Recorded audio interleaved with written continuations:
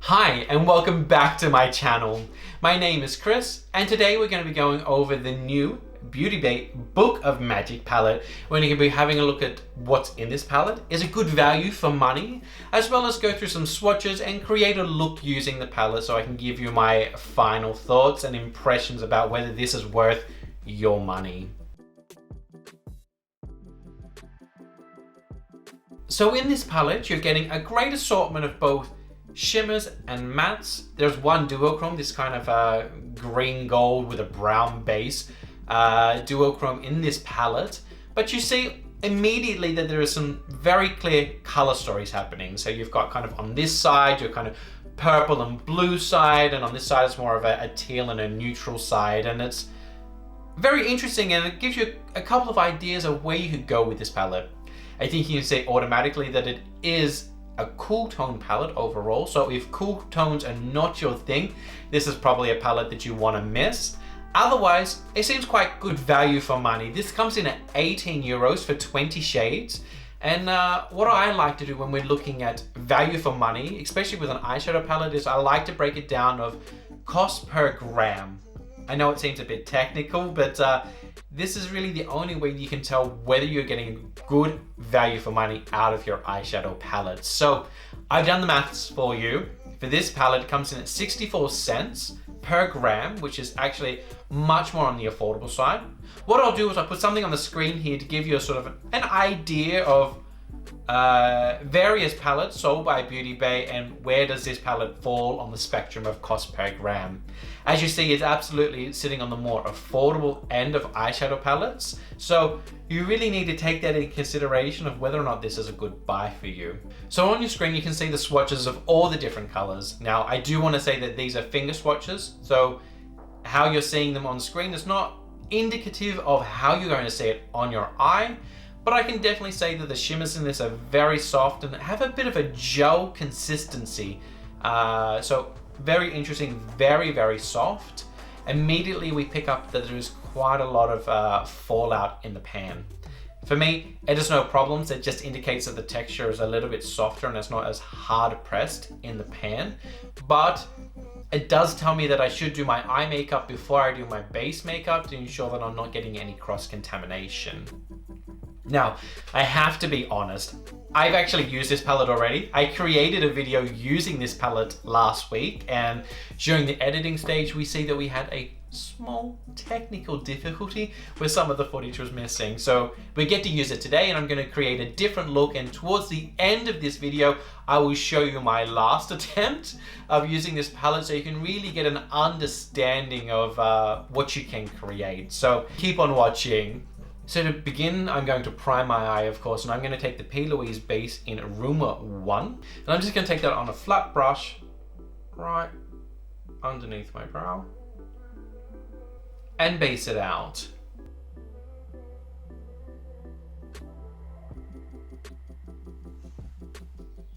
So for today's look, I'm going to be really hovering more in this teal and sort of navy quarter of the palette to create my look. And I'm going to start with the color Cursed, and using a flat brush, I'm just going to start right here on the outer corner and begin to create my shape.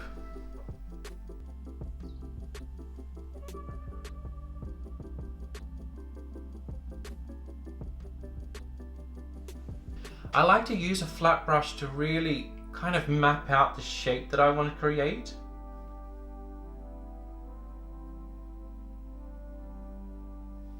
As I feel it gives me a little bit more control, and I know it looks like crap at the moment, but it will come together.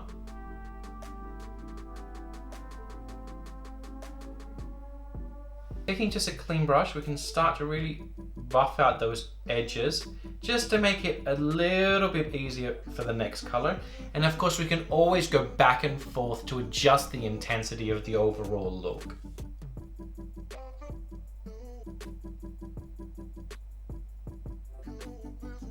Next, taking the color Bewitched, we're really going to overlap this color right in that crease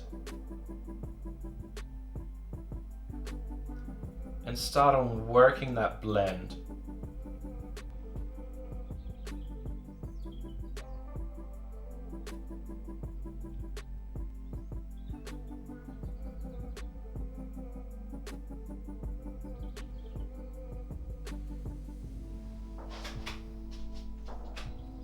As you see, there's great pigmentation, but I will say you do need to work with the formula. So next, taking a slightly fluffier brush, I'm taking a Morphe M514. I'm going to go into the color Wish. Ooh, and that has a ton of kick up, We're gonna start using this as our last transition color.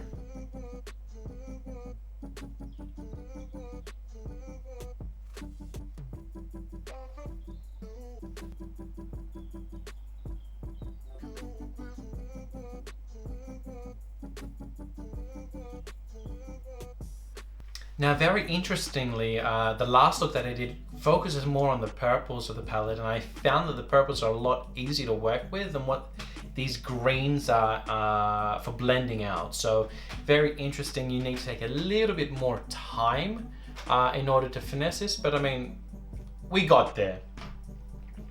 Next, taking the color Spell, and we're gonna start packing that onto the outer third of the eyelid. I have to say, I think this is probably one of the prettiest colors in the palette, even if it's unwearable for every day. And as you see, it applies quite nicely with a brush. You don't need to use a finger to apply it. Using that same brush, I'm just going to pick up the color Moonlight. I'm going to use the other side of the brush and kind of work that into the inner corner. Now you can see that I'm not doing a traditional cut crease. I'm just kind of keeping it nice and soft, mattes in the crease, shimmers on the lid.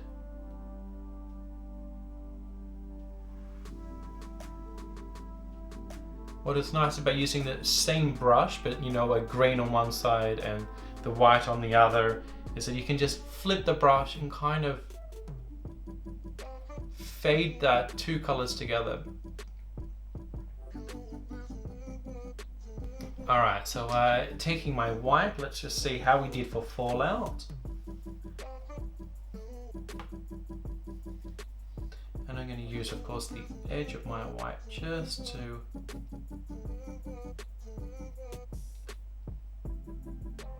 clean up that line. And I say that I feel like the shimmers have more of an extreme fallout than what the mattes do. Very, very soft in the pan, but on the face it didn't feel like there was a ton of fallout. Now, let's go underneath. So I'm going to take that Cursed color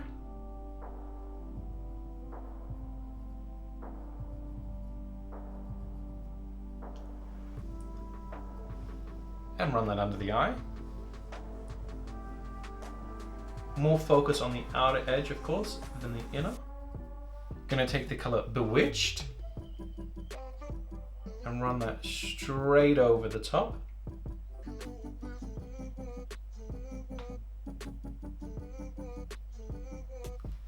And then finally Wish. And I'm gonna focus that right more on the outside edge, just to really connect that with the top.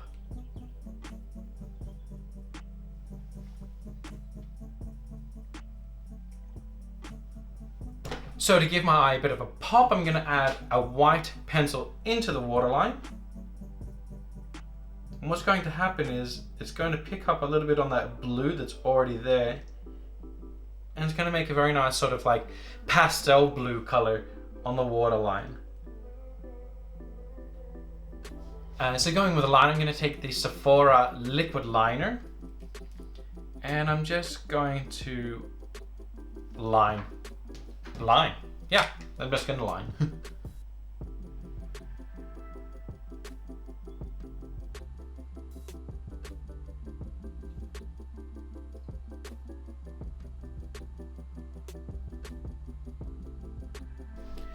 And right at the outer edge, I'm not too worried because I'm going to take the black eyeshadow. It's called Hex.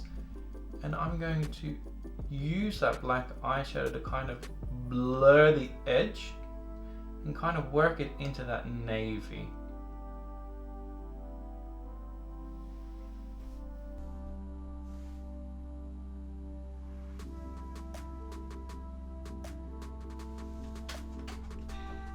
So I'm going to go complete the other eye. Let's do some mascara, some lashes. I'll finish the rest of my face and we'll come back and do a bit of a recap and my final thoughts.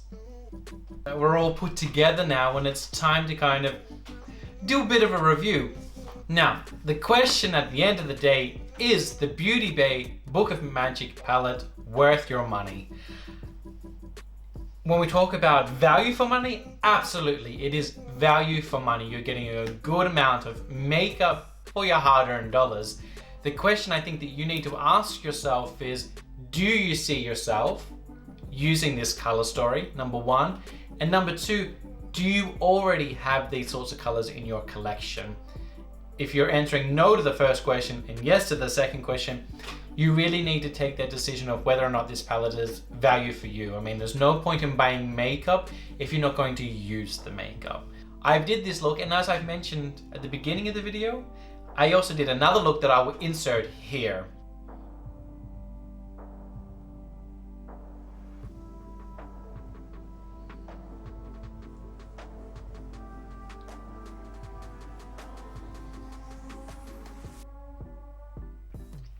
The question is, would I buy it again? Yeah, absolutely, I'd buy it again. I really like the color story. The purple's really doing it for me. You know, I'm feeling this look now that it's completed. You know, I really enjoy it and I'm willing to forgive, you know, the fallout in the pan. I am happy to forgive kind of a little bit more effort that I need to give in relation to blending the makeup because of the price point that it's at. You know, if this was a 50 or a 60 euro palette, you know, my judgment would probably be a little bit more harsh.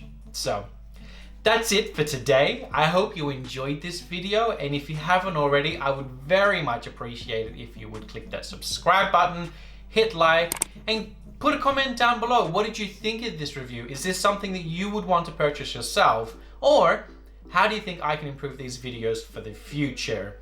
So with that, stay safe, stay positive, and never forget that being you is the most important thing that you can be. Bye.